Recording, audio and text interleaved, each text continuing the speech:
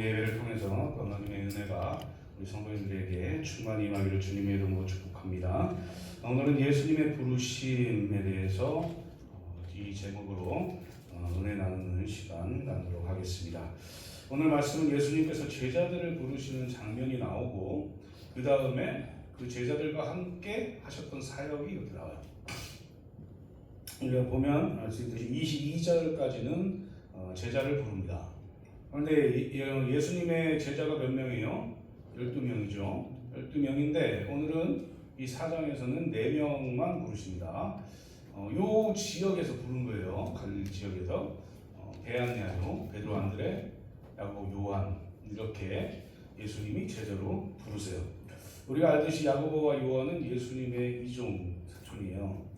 그건 아시죠? 사촌이고 그래서 이제 그 마지막에 십자가 지시고 내가 다 이루었다 하시기 전에 내 어머니를 부탁한다 이렇게 하잖아요. 그러니까 이제 이 야고보와 요한에게 그렇게 얘기하는데 그래서 이 야고보와 요한은 예수님의 사촌지간이죠. 그렇다고 사촌지간이어서 뭐 더 잘해주고 이런 게 아니고 사촌지간이었다. 그러나 예수님께서 부르신 대로 이 두 명도 예수님의 제자가 되어서 살았다라는 거죠. 12명 중에 4명의 제자를 부릅니다.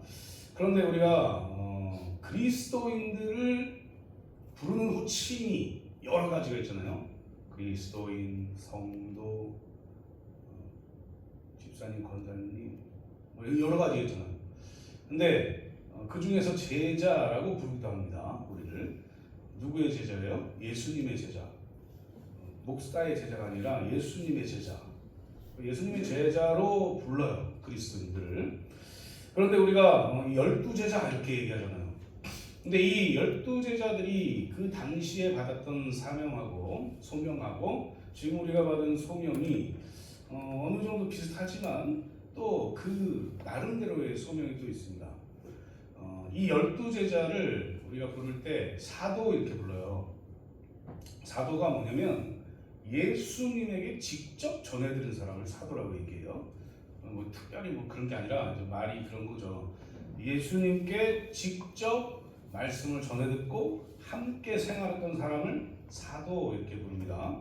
그래서 이 사도는 사실은 예수님에게 말씀을 듣고 그러니까 예수님의 바로 말씀을 듣고 그 행위를 보고 이렇게 했잖아요. 병 고치는 것도 보고 귀신 쫓아내는 것도 보고 막 이렇게 했잖아요. 예수님 여기만 불 떨어지고 이렇게 했잖아요. 이걸 본 이 사람들이 사도적인 소명을 가지고 예수님이 말씀하신 그대로 사람들에게 얘기합니다. 그래서 이 12제자는 그런 사도적인 소명을 가지고 살아요. 그러니까 우리랑은 근본적으로 같은 소명을 가지고 있지만 상황적으로는 다른 거죠. 우리는 예수님에게 직접 듣지 않았지만 우리도 예수님이 하셨던 그대로 행하는 소명을 가지고 있는 거죠. 그럼 이제 마지막 세 번째에서 한번 살펴볼 건데 어찌되었든 사도라고 부르는 12명은 예수님께 직접 바로 배우고 전해드린 사람이다. 같이 다녔던 사람을 사도라고 부른다. 그리고 우리는 제자 이렇게 부르잖아요. 성도, 제자 이렇게 부르잖아요. 그 중간에 이 사도들에게 바로 배운 사람들이 있어요. 이 사람들 뭐라고 부르냐? 교부 이렇게 불러요. 교부. 아시겠죠? 사도에게 직접 들은 사람을 교부. 교부들이 이제 계속 복음을 전파했고 지금은 우리가 제자로서 살아가는 거죠. 이 사도권위를 가지고 있었던 이 12제자를 부르는 가운데에 우리는 참 특이한 걸 봐요. 뭔가 예수님이 굉장한 사람들을 부르지 않는다는 거예요. 뭔가 지위가 높은 왕, 뭐 이런 사람 부를만 하잖아요.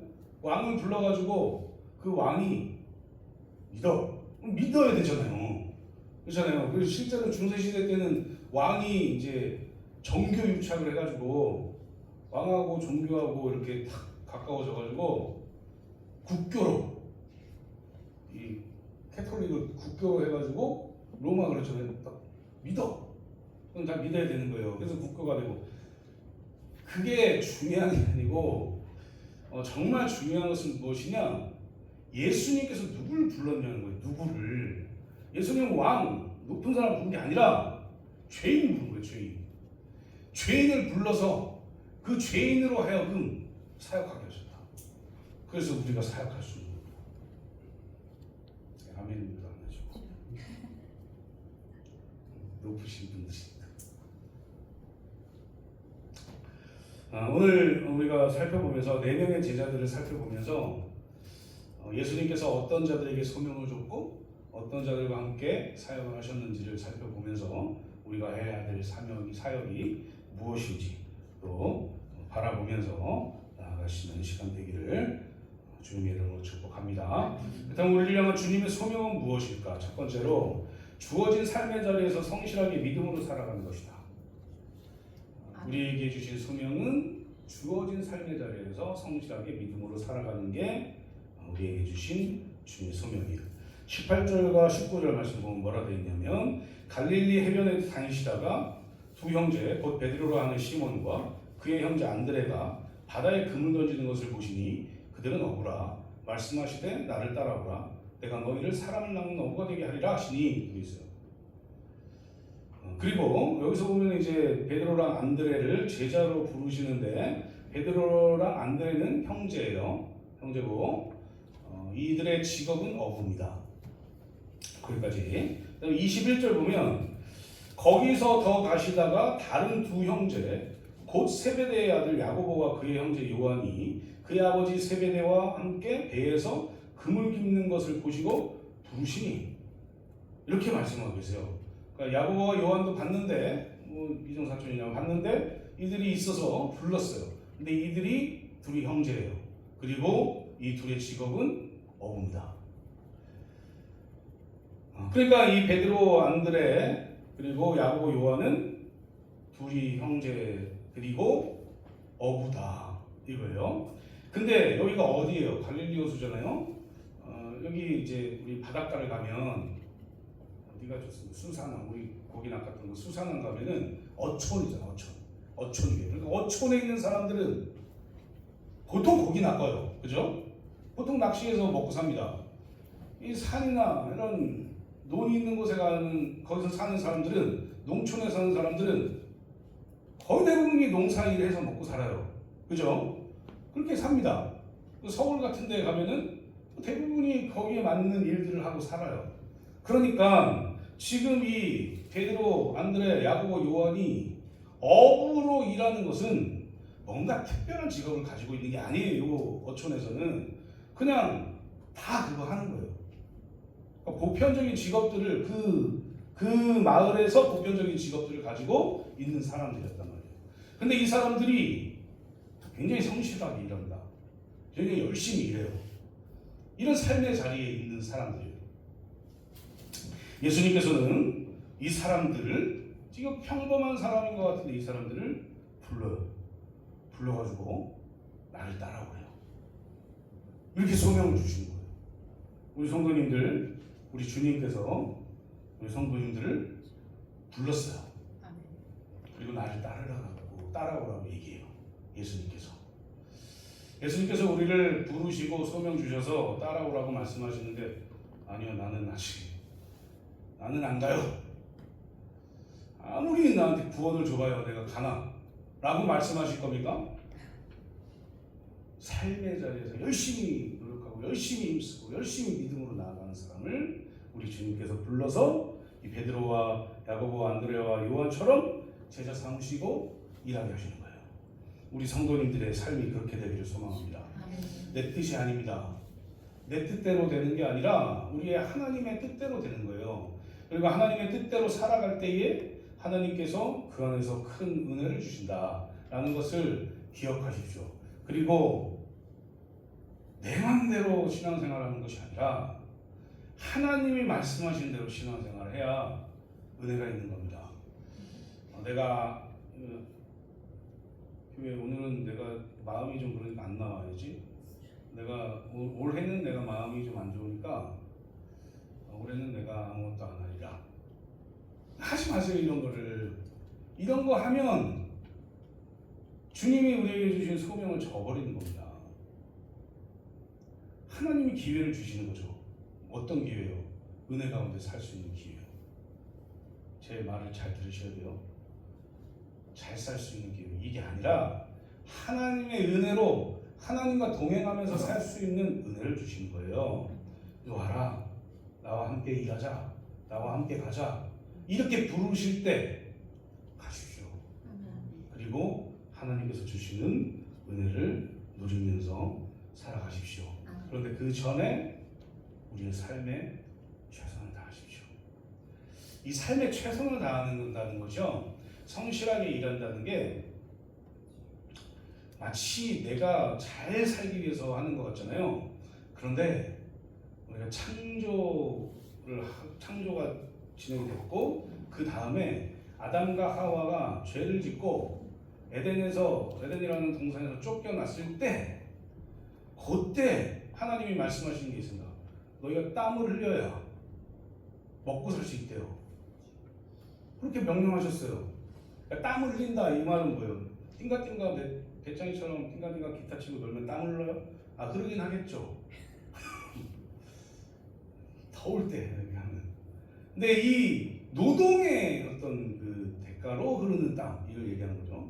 그래서 이게 성실하게 사는 사람들, 이 사람들을 하나님이 지키시겠다는 거예요.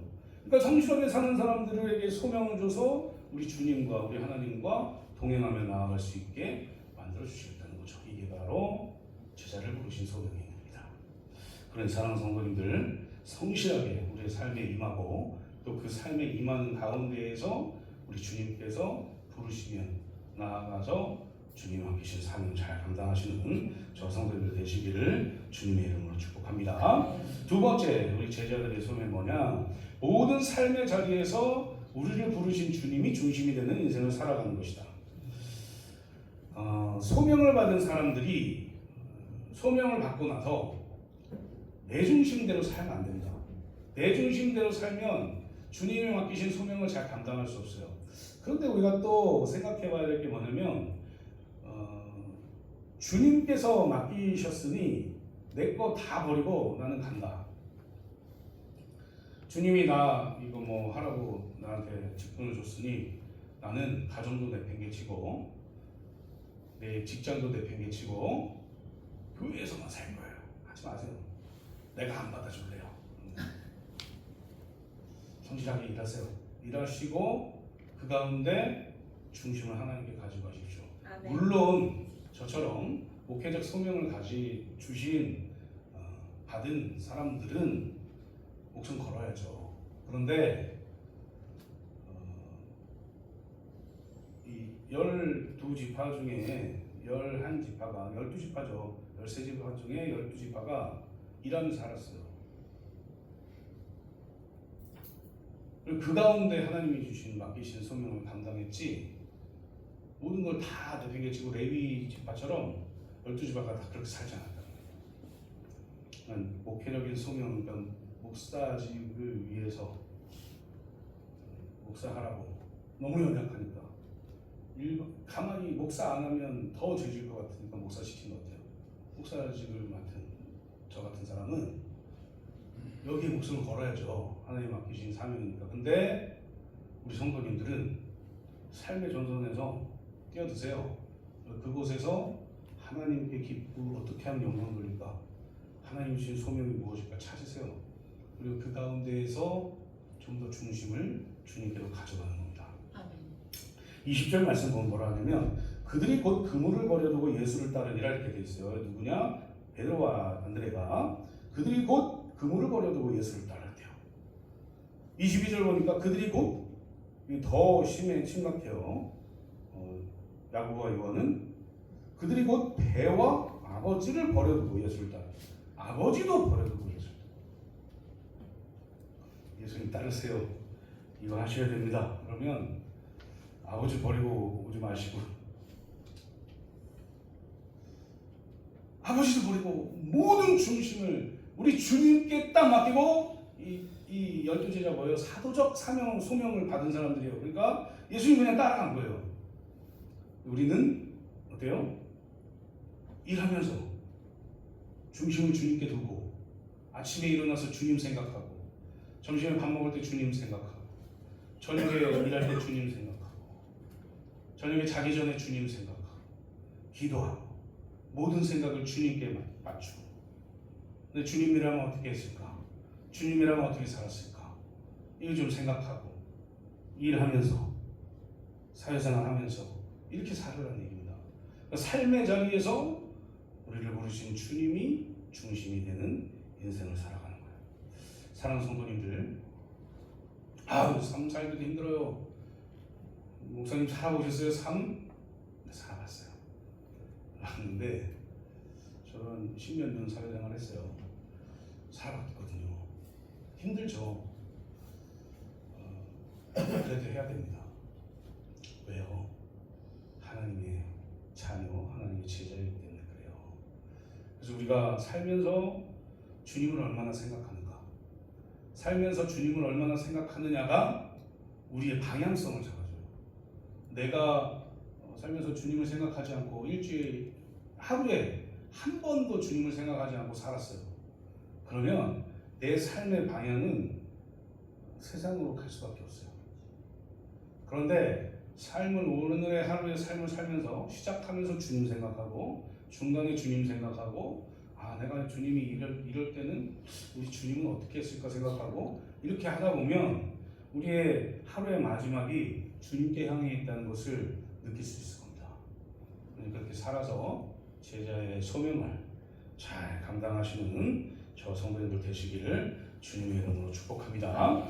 그렇다면 제자된 우리가 어떻게 살아가야 할 것인가? 세 번째인데 이게 중요한 것 같아요. 세상과 구별되는 거룩한 인생을 살아가야 되는 거예요. 제가 이제 거룩함 이렇게 하면은 구별됨 이렇게 제가 생각하라고 말씀드렸잖아요. 세상과 구별되는 삶을 살아야 된다. 누가요? 예수님의 제자가요. 그래서 세상과 구별된 삶을 살기 위해서는 날마다 예수님 생각해야 된다는 거예요. 예수님 생각하지 않고 하나님 말씀 생각하지 않고 기도하지 않으면 다 해보셨을 거 아닙니까? 근데 제가 다 알아요.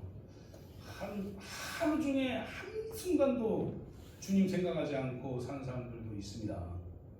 저도 그래 봤어요. 그러면 당연히 어쩔 수 없이 생각이 글로 갈 수밖에 없어요. 세상도 당연한 겁니다. 왜요? 인간이 악하니까 방법이 없어요. 방법이. 그러니까 우리가 의도적으로 어떻게 하면 내가 주님처럼 살 수 있을까 하고 계속 생각해야 된다. 그래도 잘 못 갈 때도 있어요. 그때 포기해야 되느냐? 아니요. 포기하면 안 되죠. 다시 해야 돼. 다시 하고 그러다 보면 주님이 원하시는 대로 세상과는 좀 구별된 그런 삶을 살아갈 수 있다라는 거예요.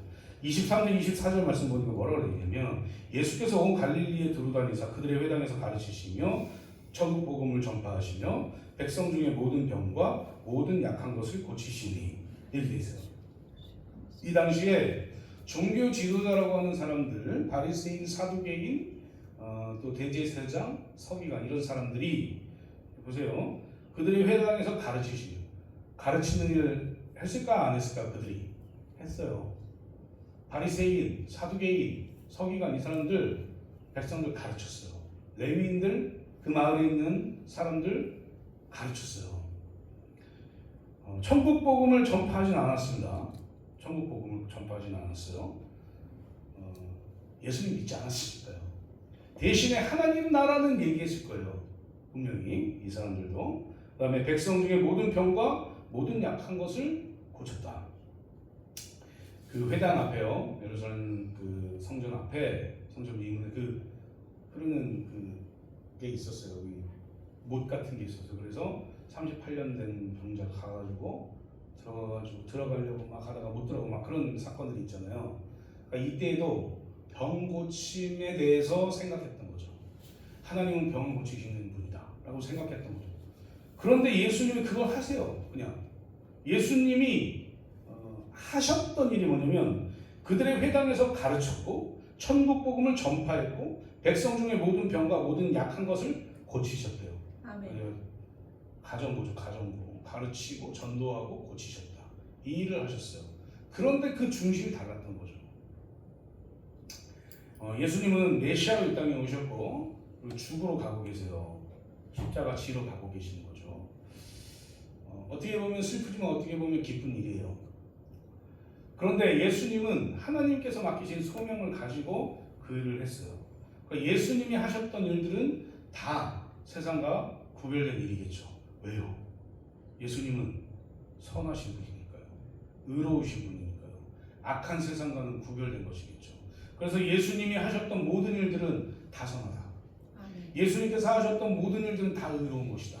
그래서 예수님의 제자이고 하나님의 자녀인 우리는 의로운 일 또 선한 일을 하시는 그 예수님이 하시는 일들을 따라해야 된다는 거예요. 그렇게 돼야 되는 거죠. 만약에 예수님이 하시는 일이 악하다면 우리가 뭐하러 따라하겠습니까? 악하지 않으니까. 악한 분이 아니니까. 죄가 없으신 분이니까. 그분이 하는 모든 일들은 세상과 구별된 일이에요. 이거는 어쩔 수 없는 논리적으로 딱 맞는 얘기입니다. 죄가 없으신 분이 하시는 일이 악한 일인가? 악한 일이겠습니까 그게? 죄가 없으신 분이 하시는 일은 당연히 뭘 해도 선한 일이죠. 제가 얘기한 이 뭘 해도가 인간의 생각으로 이걸 해석해서는 안 됩니다. 뭘 해도 우리가 뭘 해도 이러면 악한 일도 선한 일도 이렇게 생각하잖아요. 그런데 예수님이 하시는 뭘 해도는 다 선한 일이에요. 다. 전부 다. 그래서 우리가 예수님께서 가셨던 그 길대로 가는 것은 선한 길을 가는 것이다. 그래서 우리가 구원받은 예수님의 제자가 된 우리가 어떻게 살아야 되느냐? 예수님처럼 살아야 된다. 예수님처럼 사는 방법은 여기 나와 있는 대로 가르치시며 천국 복음을 전파하시며 백성 중에 모든 병과 모든 약한 것을 위해서 중보 기도하면서 나아가. 사랑하는 성도님들, 구별된 삶을 살아야 될 우리 제자들은 예수님이 하셨던 일들을 쫓아가야 될 소명을 가지고 있는 사람들이에요. 그래서 날마다 하나님의 말씀대로 사십시오. 그리고 날마다 기도하시면서 전도하십시오. 전도하셔야 됩니다. 전도이 이렇게 있어요. 제가 한여름 2달과 한겨울 2달에 전도 안 해요. 우리 성도님들 덥고 추울까봐 동상 걸릴까봐 안 해요. 요즘에 동상 걸리긴 하겠죠. 교회에서 공식적으로 안 한다고 해서 전도를 쉬면 안 됩니다. 전도가 뭘까요? 전도. 가르치는 거는 제가 가르치고 우리 성도들 배우고 이렇게 하잖아요. 전도는 뭘까요? 전도는 뭐예요? 도를 전한다. 이런 거 도를 전한다. 한문 시간이가 도를 전한다. 도를 전하는 게 뭡니까? 예수님의 도를 전하는 거예요. 복음 전하는 거죠. 복음 전하는 거. 복음 전하는 건 복음으로 사는 사람만이 전할 수 있는 거거든요. 사실은. 아멘. 복음으로 살아야 돼요. 그래서 그게 전도인 것 같습니다. 아멘. 내가 복음으로 사는가? 내가 구원받은 사람으로서의 삶을 사는가? 이게 중요한 거예요. 이게 구별되는 삶인 거예요. 아멘. 그래서 날마다 우리가 전도해야 되는데 얼마나 복음대로 사는지를 우리가 스스로 점검해보고 좀 부족하다 그러면 더 앞으로 나아가고 좀 채찍질하고 자기 자신을 그래서 복음으로 살아가시는. 그래서 그 후에 또 우리 병든 환우들을 위해서 기도하고 이 일들을 통해 가지고 하나님의 뜻을 이루시는 저 성도들 되시기를 주님의 이름으로 축복합니다. 이제 말씀 맺도록 하겠습니다. 사랑하는 성도님들, 우리가 이 땅에서 살 때 우리는 생각해야 될 게 있어요. 그게 뭐냐? 우리는 부르심을 받은 사람들이라는 거예요. 예수님께서 우리를 부르시고 우리를 통해서 하나님의 일을 감당하기를 원하세요. 그것은 구원을 선물로 받은, 은혜로 구원을 받은 우리가 결정할 수 있는 게 아니에요. 사실은 하나님 우리를 구원하셨고 빛과 소금으로 부르셨고, 그래서 우리는 빛과 소금의 역할을 해야 되는 겁니다. 예전에 그런 설교를 많이 했잖아요, 우리 목사님들이. 빛과 소금이 되는 게 아니라 빛과 소금으로 불린 거다, 이런 얘기를 많이 하셨잖아요. 빛과 소금이 되는 게 아닙니다. 너희들은 빛과 소금이니, 이렇게 말씀하시잖아요. 그러니까 우리가 와서 예수 그리스도를 믿은 후에는 다 빛과 소금인 거예요. 그리고 빛과 소금이 소금으로서 어떤 역할을 해야 되는가? 예수님이 하셨던 그대로 그 일을 해야 돼요. 세상과 구별되어 가르치고 복음을 전파하고 병든 자들을 위해서 기도함으로 하나님의 뜻을 이루어가는 일, 그게 세상과 구별된 일이죠. 세상은 우리에게 뭐라고 합니까? 그렇게 미련하게 살지 말라고 얘기해요. 뭐하러 그렇게 미련하게 사냐? 좀 즐겨라. 즐기다가 죽기 전에 예수님 믿는다고 해라. 이게 됩니까? 언제 죽을지도 모르는 인생. 예수 그리스도 믿고 난 이후부터 내가 얼마나 구별된 삶을 살지를 더 고민하고 더 예수님께 나아가서 예수님이 원하는 그런 제자가 되시기를 주님의 이름으로 축복합니다. 이 시간